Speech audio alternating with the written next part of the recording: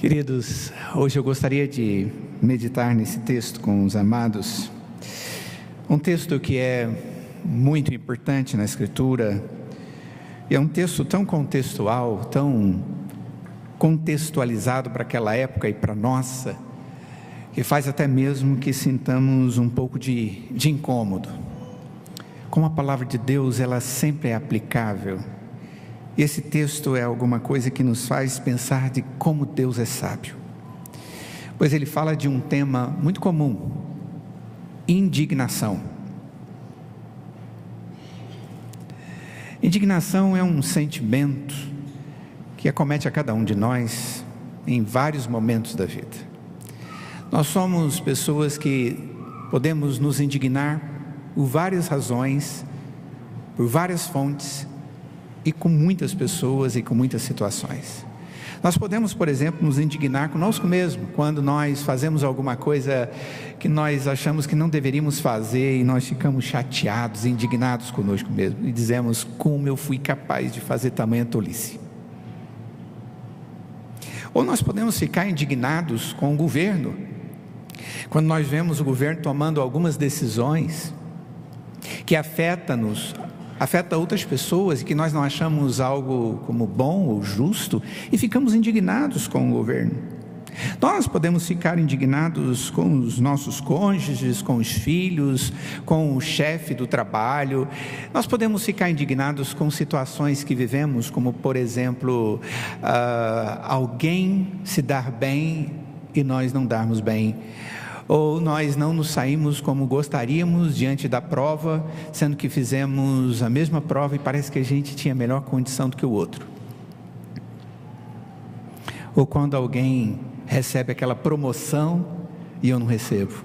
Eu digo: mas não é possível, nunca faltei, aquele falta pelo menos uma vez por semana, atrasa 15 minutos todos os dias. Esse tipo de sentimento, ele pode nos acometer, e ele normalmente está ligado a uma ideia de justiça própria. Nós temos os valores que nós colocamos para nós, e baseado neles nós julgamos as coisas, e baseado nisso nós podemos gostar ou não gostar, ficar indignados ou não.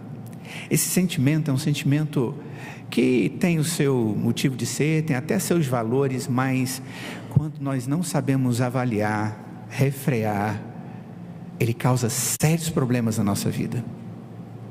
Esse é um sentimento que, quando não tratado dentro dos valores de Deus, destrói tudo.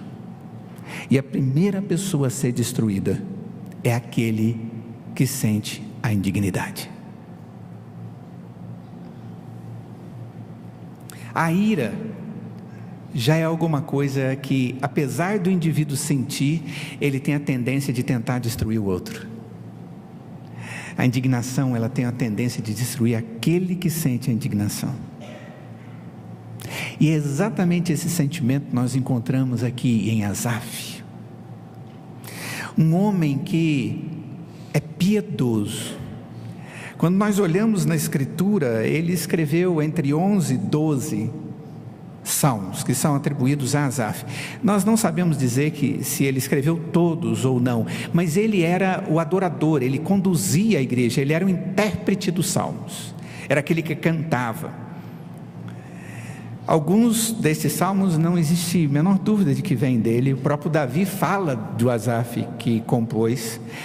Não importa, a grande questão é que esse homem vivia para cantar e adorar a Deus.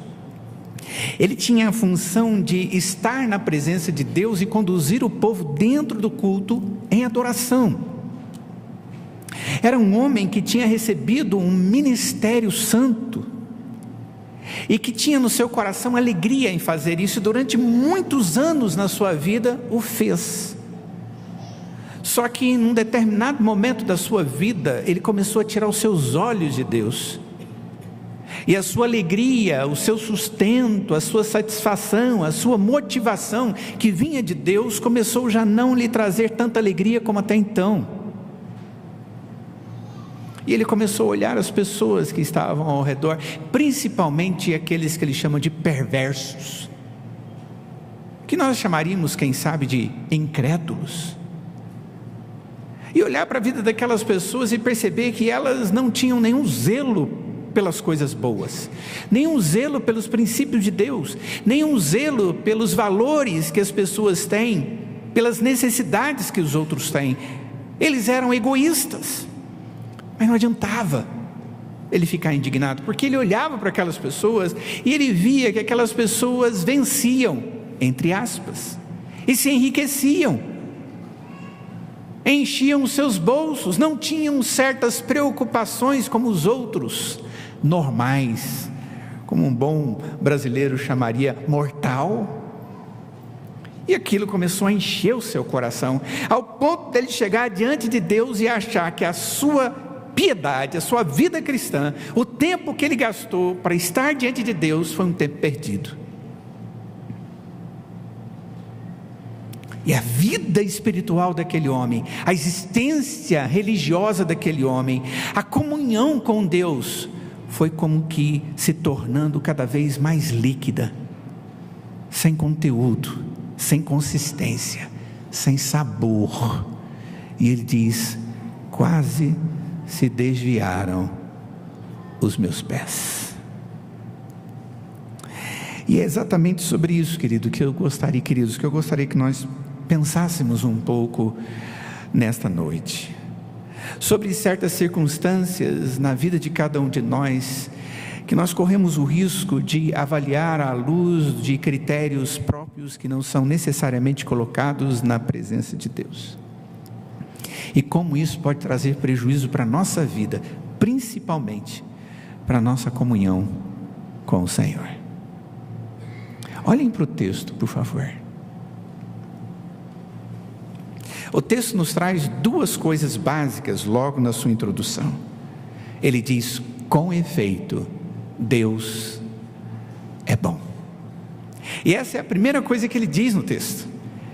É a sua introdução. Apesar de em todo o restante do Salmo ele demonstrar indignação, tristeza, os momentos que ele viveu, a ansiedade da alma, coisa que nós vamos olhar, ele chega dizendo: olha, apesar de eu mostrar isso para vocês, antes de tudo eu quero que vocês saibam que Deus é bom.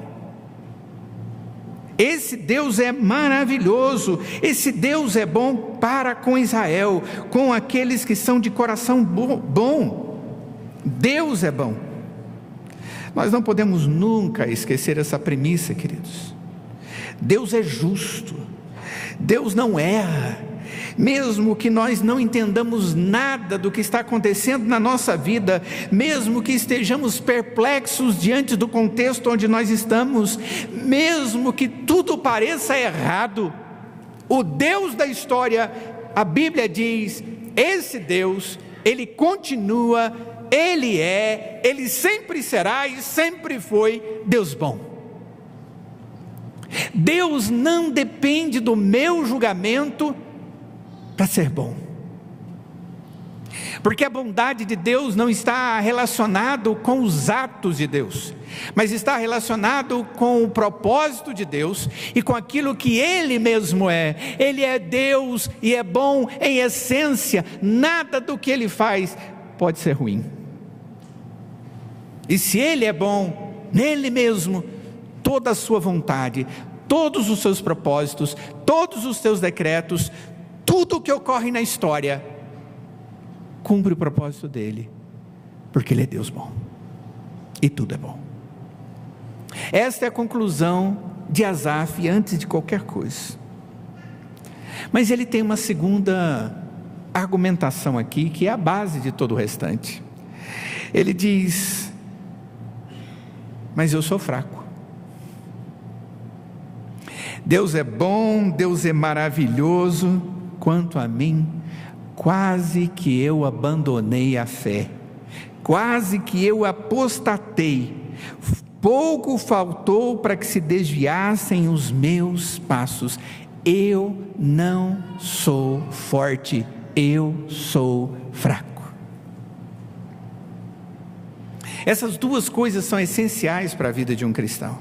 Primeiro, reconhecer quem Deus é, e segundo, reconhecer quem o homem é.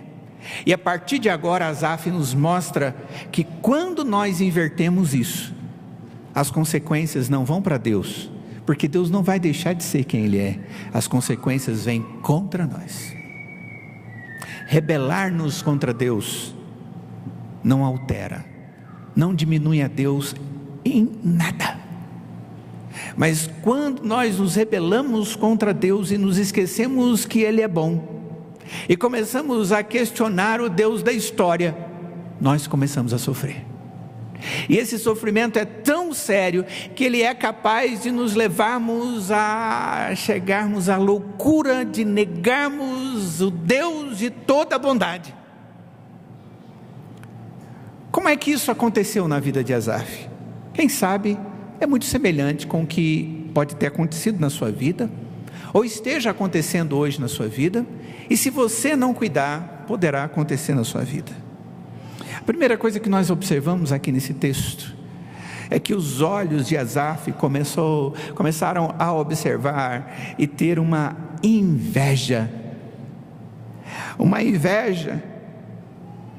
da prosperidade dos ímpios. Ele começou a invejar a prosperidade conquistada pela impiedade. Aquilo falou ao seu coração. No verso de número 3 diz: pois eu invejava os arrogantes ao ver a prosperidade dos perversos. Nossas inquietações para com as coisas que estão ao nosso redor é algo muito sério. E era isso que estava acontecendo. Do verso 3 ele vai até no verso de número 12 mostrando isso. Alguém que estava olhando para um mundo perverso, desejando as coisas que a perversidade conquistou. Enquanto Deus diz que os meus olhos têm que estar nele, e o alvo da minha herança está nos céus, e que é isso que deve alegrar a minha vida, e que isso deve motivar os meus passos, e que isso jamais pode ser perdido, Asaf tirou os seus olhos de Deus e começou a olhar e invejar a prosperidade buscada e alcançada pela impiedade.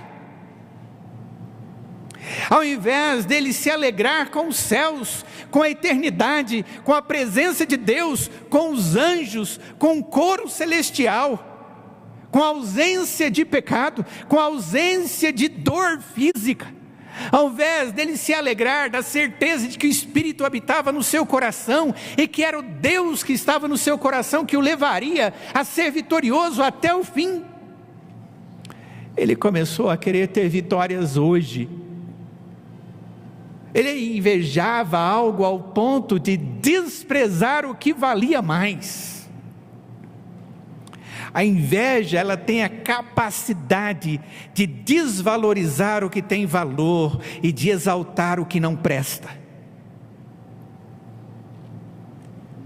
E era exatamente isso que esse homem estava vivenciando.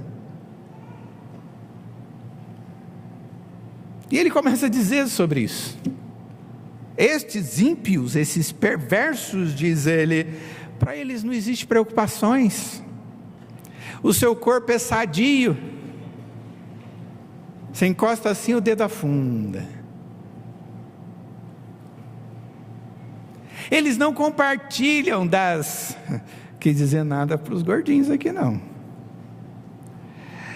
Eles não compartilham das canseiras dos mortais. Não são afligidos como os outros homens. Eles vivem tão tranquilos que eles ficam soberbos.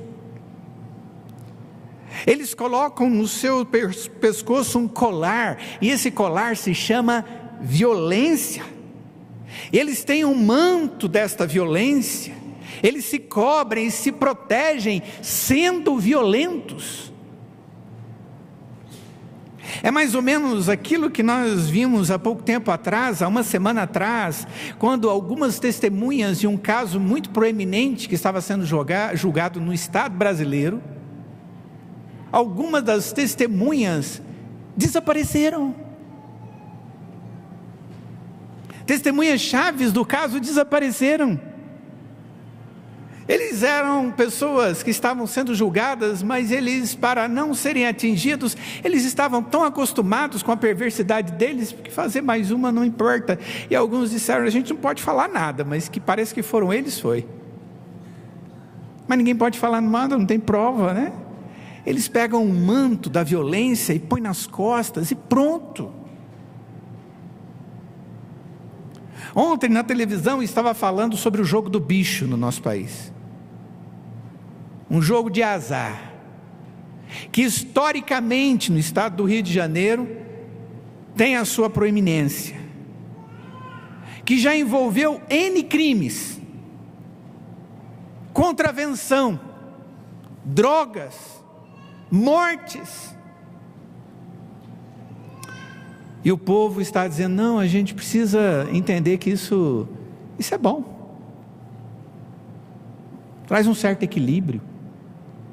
Eles estavam fazendo pesquisa nas ruas e as pessoas não estavam nem um pouquinho preocupados com o manto da violência que mantinha aquela perversidade acontecendo. Uns ganhando dinheiro às custas do outro, sem trabalho, quebrando um princípio das Sagradas Escrituras. E se alguém fala mal, sofre. Estes, diz o texto, os olhos saltam-lhes da gordura, o coração deles é cheio de fantasia. São aqueles indivíduos que vivem a fantasia das coisas do mundo. Eles motejam, eles falam inadequadamente, mas eles falam, e eles usam a língua maliciosamente, e da altivez, da arrogância deles, da habilidade para passar por cima dos outros, diz o texto, eles falam cada vez mais alto. E para completar, verso de número 9, das coisas que Asaf começou a invejar, essas pessoas contra os céus desandavam a boca, e a língua deles corria a terra. Até mesmo aqueles que falavam mal de Deus, até mesmo aqueles que usavam o nome de Deus inadequado, de forma inadequada, aqueles que motejavam, falavam palavras inadequadas, ele começou a invejar. Tudo isso porque havia indignação no seu coração, e ele tirou os seus olhos das coisas preciosas para as coisas dos homens. Ele invejava essas coisas. E eu fico imaginando se nós não temos o risco de ficar com esse tipo de sentimento também.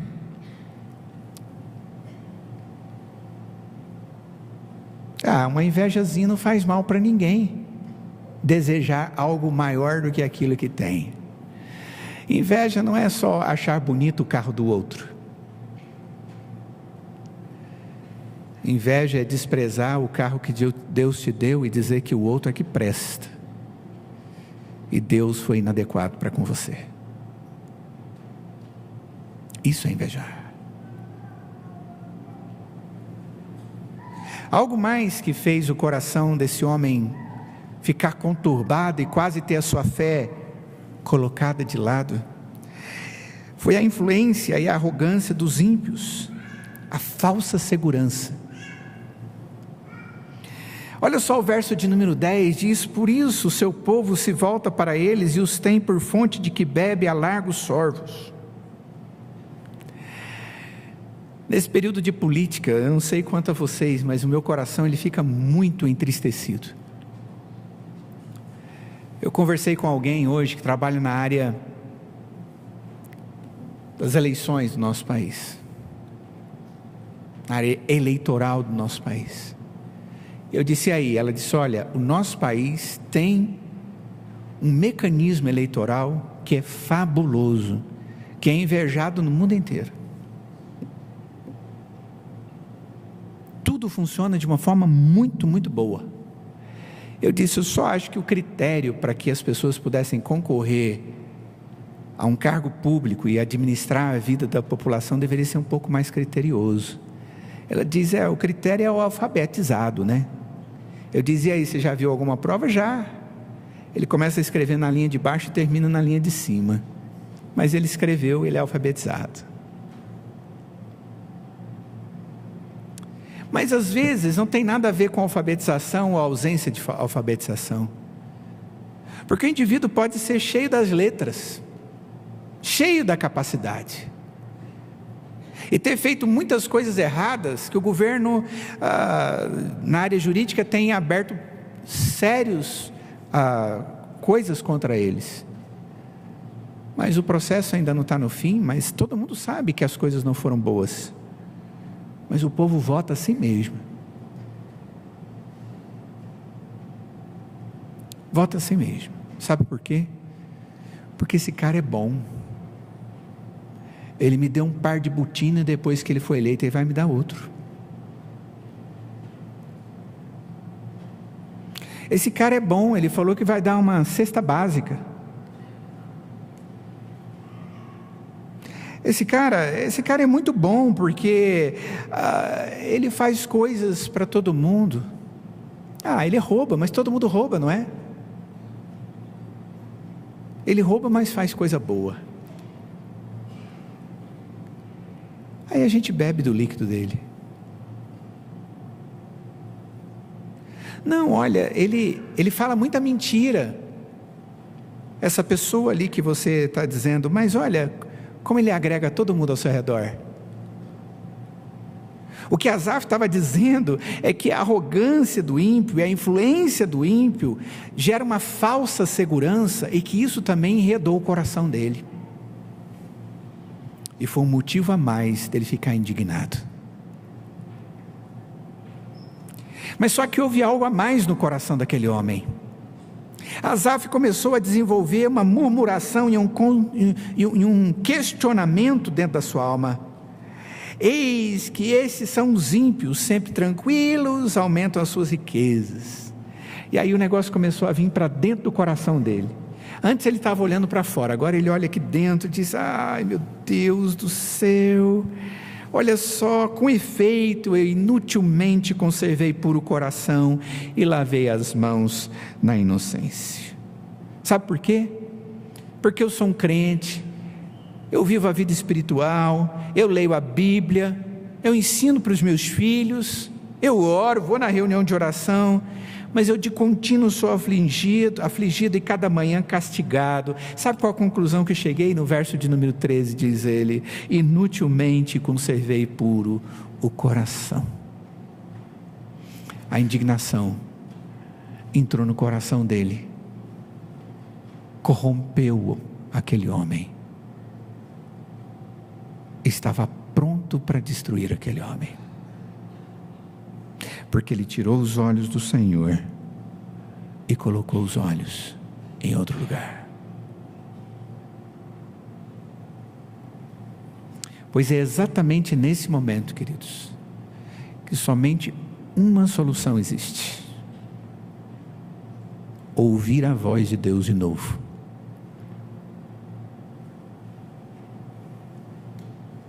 Esse homem ficou tão angustiado que ele disse no seu coração, verso de número 15: se eu comentar com algum irmão da igreja que eu estou tendo esses sentimentos, já aí teria traído a geração dos filhos de Deus. Ele ficou tão indignado, tão angustiado, sabia que aquilo não era bom, que ele falou assim: eu não posso nem conversar isso com ninguém, porque senão eles vão ficar escandalizados comigo. Não tenho com mais ninguém para falar. O negócio entrou dentro do meu coração, está me arrebentando e agora não sei o que fazer. E é exatamente nesse momento que diz o verso de número 16, que ele entrou no santuário de Deus e o Espírito agiu no seu coração e ele entendeu qual era o fim daquelas pessoas. E o fim daquelas pessoas não era um bom fim. Irmão, eu não sei como você tem vivido no mundo, mas nós vivemos num mundo tão cheio de dificuldades, que apontam para nós tantos alvos para serem alcançados, que nós corremos o risco de, a semelhança de Asaf, de colocarmos os nossos alvos nas coisas da terra, e nos esquecemos que Deus nos deu alvos do céu, para desfrutarmos aqui na terra e lá no céu. Mas nós corremos o risco de começar a invejar coisa que não é boa e desprezar as coisas boas que Deus nos deu. Mas Deus deu para ele discernimento. E o discernimento que Deus deu para ele foi a visão de que Deus pega esses ímpios e na hora exata Deus coloca esses ímpios em lugares escorregadios e os faz cair na destruição. E eles, quando percebem que estão caindo na destruição, diz o texto no verso de número 19, eles ficam assolados de terror, totalmente aniquilados de terror, como um sonho que se acorda assim. Eles estão ali desesperados. Eu lembro muito do tobogã do Mutirama há 20 anos, sei lá, 30 anos atrás. E eu não falei isso. Vocês esquecem a última frase que eu falei. Alguns tempos atrás. Eu lembro que meu primo levou para que nós fôssemos lá e ele disse: vamos descer de tobogã? Vamos. Ele diz: não encosta em nada, segura direitinho, era um saco, segura e até chegar lá embaixo. E eu não segurei. E eu encostei a minha mão, a lateral dela, no ferro que tinha na lateral. E eu fui ralando, queimadura. A hora que queimou, eu tentei ver se dava para parar e não dava para parar. E eu percebi que não tinha jeito, eu tinha que ir até o final. É mais ou menos isso que o texto está nos dizendo. Quando Deus julga estes que muitas vezes nós admiramos, mas que vivem na impiedade, Deus vai tratá-los mais ou menos assim. Ele vai colocá-los no início do tobogã e vai falar: você está vendo aquele foguinho, aquela luzinha lá embaixo? Bonita, né? Você vai ver como é que é lá embaixo. Lá se chama inferno.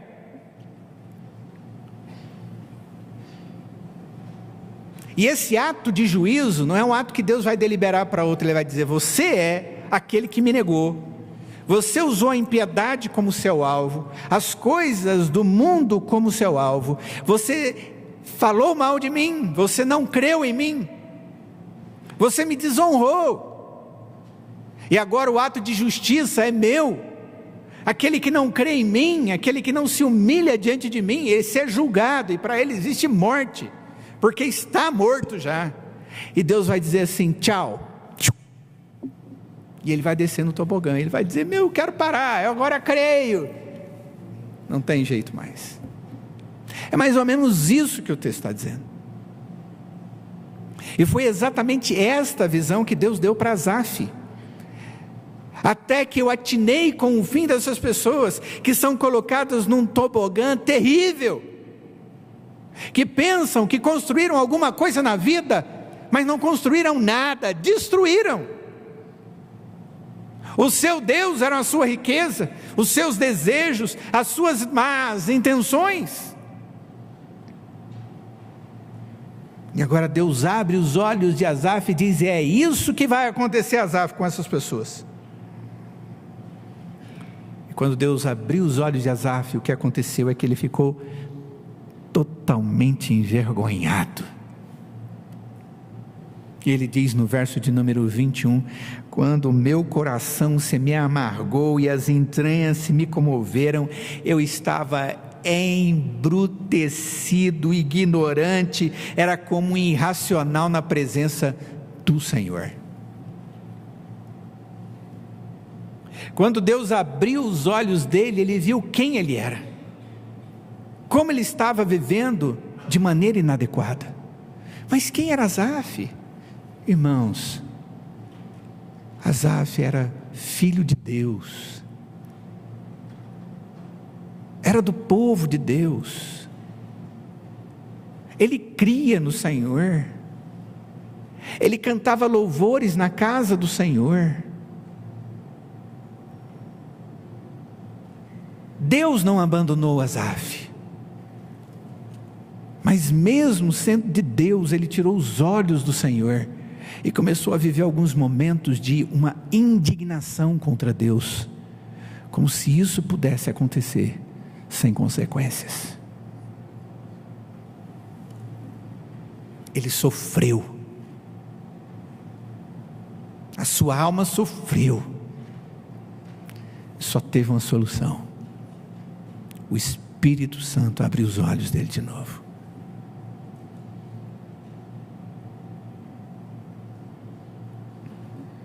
Verso de número 23 diz o texto: todavia eu estou sempre contigo, tu me seguras pela minha mão direita. A segurança eterna do crente está aqui nesses dois versos, queridos. Verso de número 24: tu me guias com teu conselho e depois me recebes na glória. Sabe, irmãos, ser cristão é viver como cristão. Ser cristão é ter alvo de cristão, é ter coração de cristão, é ter sonho de cristão, é ter planejamento de cristão, é ser de Cristo. O cristão, ele é direcionado pelo Espírito de Deus e pela palavra do Senhor. Porque se em algum momento ele fizer diferente, ele vai sofrer. E normalmente, querido, quando fazemos diferentes, é porque nós estamos desviando, resvalando os nossos pés, nós estamos saindo do caminho, nós estamos deixando o caminho, nós estamos abandonando a Deus, e nós vamos cada vez mais sofrer. E como tem sido comum cristãos sofrendo, como tem sido comum cristãos com depressões por causa de sofrimentos como este, porque a alegria deles é ser gordo, da gordura da perversidade, é ser rico com a riqueza da perversidade, porque esse é o modelo do mundo contemporâneo. Não importa, ele está vivendo o momento, está desprezando o Senhor. Cada vez mais nós temos visto isso acontecendo no meio do povo do Senhor. Deus em momento algum está deixando de ser fiel, mas em muitos momentos nós somos semelhantes a Asaf. Hoje nós estamos no santuário do Senhor, na presença do Deus vivo, e a minha oração é para que Ele abra os meus olhos e os seus olhos, para que nós possamos olhar para os céus e entender que Ele segura na nossa mão, que esse Deus é o Deus que nos guia com o seu conselho, e o mais precioso, é o único que nos recebe na glória. Não existe outro caminho. Viver vida cristã meia boca, desculpem a expressão, os irmãos entenderam, é o que Asaf viveu. Em que área eu posso aplicar isso da minha vida? Qualquer uma delas. Qualquer uma delas. Teve um evento importantíssimo acontecendo no Brasil, sexta-feira passada. Mobilizou o país quase inteiro. Não é verdade? Vocês viram? Souberam? Olharam para o céu para ver? O que aconteceu na última sexta-feira?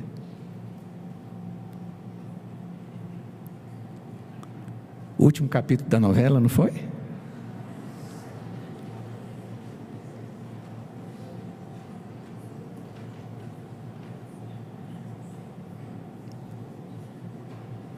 Foi sim. Não se falou em outra coisa durante uma semana. A mídia vendeu isso. A Rede Globo fez isso se tornar notícia no mundo inteiro. Houve noticiários internacionais sobre esse assunto, sabiam? Do efeito desse negócio, dessa novela.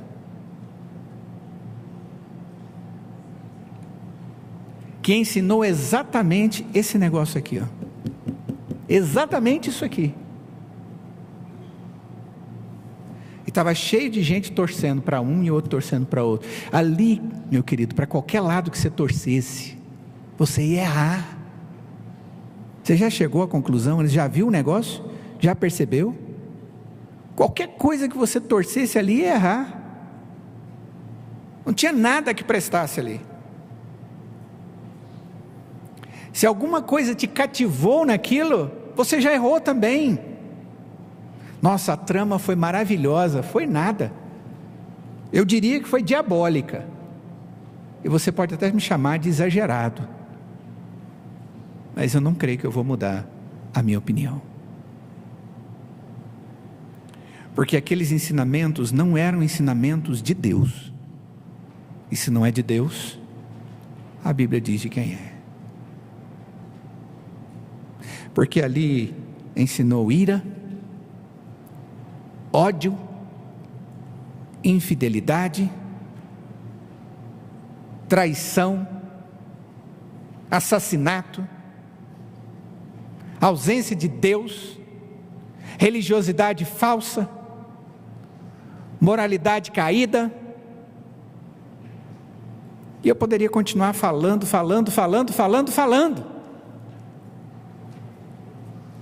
E as pessoas se reuniram em festas para aquilo. E torceram. Eu não sei o que deu. Eu estava em outra festa cristã. E não sei o que aconteceu.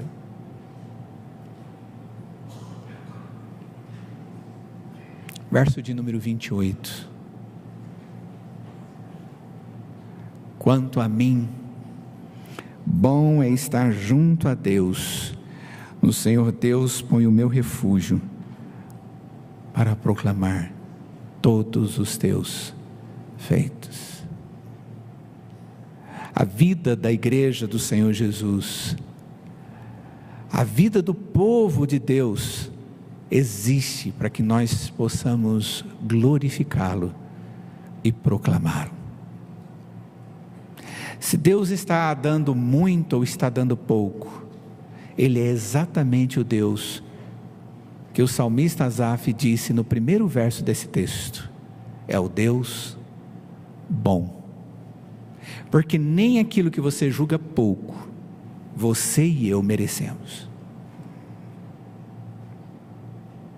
Porque nós somos totalmente depravados. Nós somos totalmente corrompidos. Nós somos desventurados. É Deus quem nos dá alegria. É Deus que trata a nossa corrupção. É Deus que perdoa os nossos pecados. É Deus que nos dá a riqueza daqui dos céus. É Deus que me dá toda a esperança que eu preciso. Porque eu não conquisto nada. Então eu não